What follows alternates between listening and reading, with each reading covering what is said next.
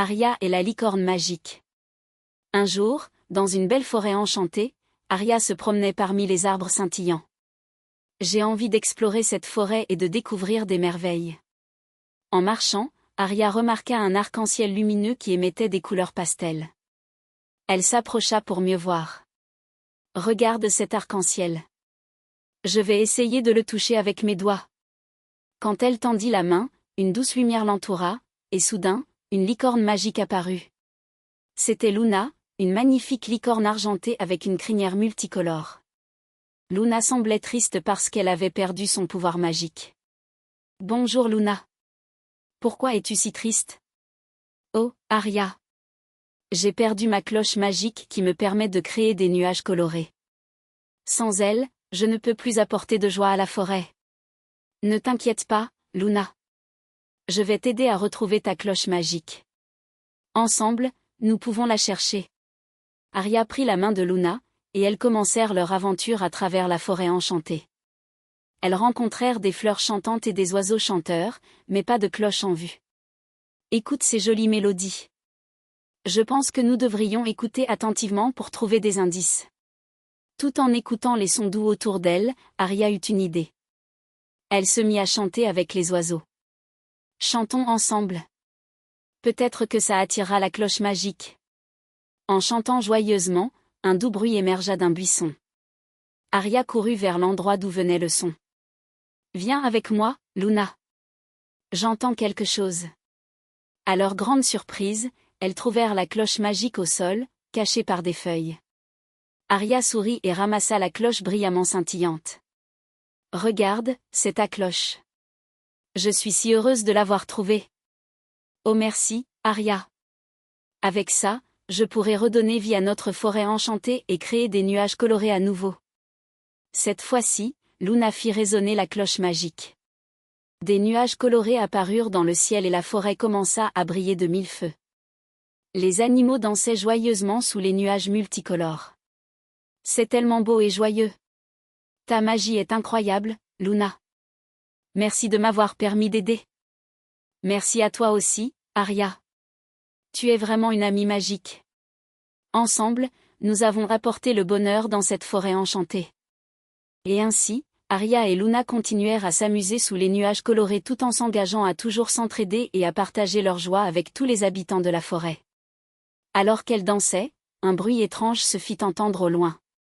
C'était un son qui ne ressemblait à rien de ce qu'elles avaient entendu auparavant. Qu'est-ce que c'était, Luna ? Ça a l'air un peu inquiétant. Je ne sais pas, Aria. Mais peut-être que nous devrions aller voir ce qui se passe. Curieuse et courageuse, Aria et Luna se dirigèrent vers la source du bruit. En s'approchant, elles découvrirent un petit groupe d'animaux rassemblés autour d'un arbre. Regarde tous ces animaux. Que font-ils là ? Les animaux avaient l'air inquiets. Un petit lapin s'approcha d'Aria et de Luna. Bonjour, mesdames. Nous avons un problème. Un vilain sorcier a jeté un sort sur notre ami, le vieux hibou. Il ne peut plus voler et il est coincé dans cet arbre. Oh non. Nous devons l'aider. Oui, mais comment pouvons-nous briser le sort du sorcier ? Le lapin réfléchit un moment, puis dit. La légende dit que pour briser le sort, il faut une plume d'oiseau magique et un chant d'amitié. Une plume d'oiseau magique ? Où pouvons-nous en trouver une ? Il y a un oiseau magique qui vit près du lac scintillant, mais il est très timide. Aria et Luna se regardèrent, prêtes à relever le défi. Allons-y.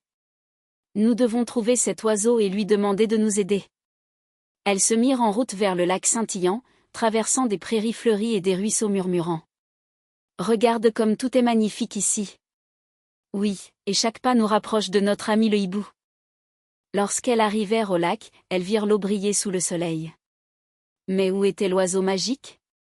Oiseau magique. Es-tu là ? Soudain, une douce mélodie s'éleva du lac. Un magnifique oiseau aux plumes dorées apparut, voletant gracieusement au-dessus de l'eau. L'oiseau, qui m'appelle dans ce beau matin ? Bonjour, cher oiseau.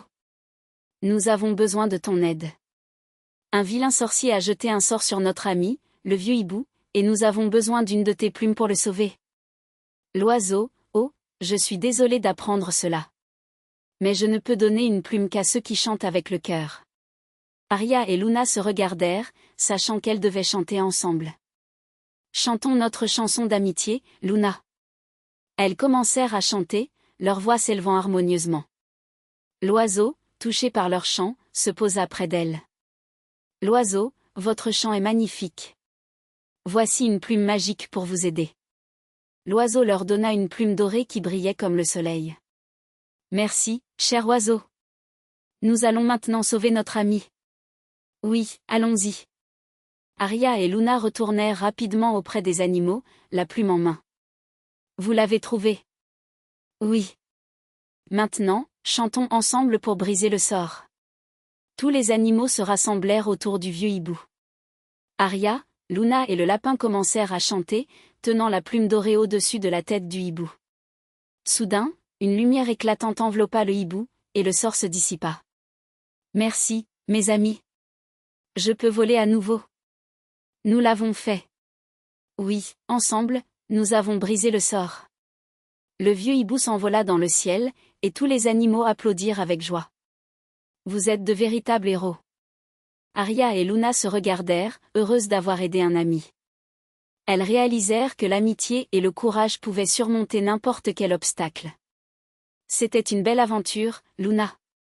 Oui, et je suis si reconnaissante de t'avoir comme amie, Arya.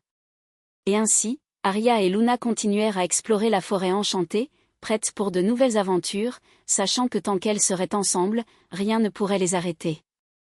Fin.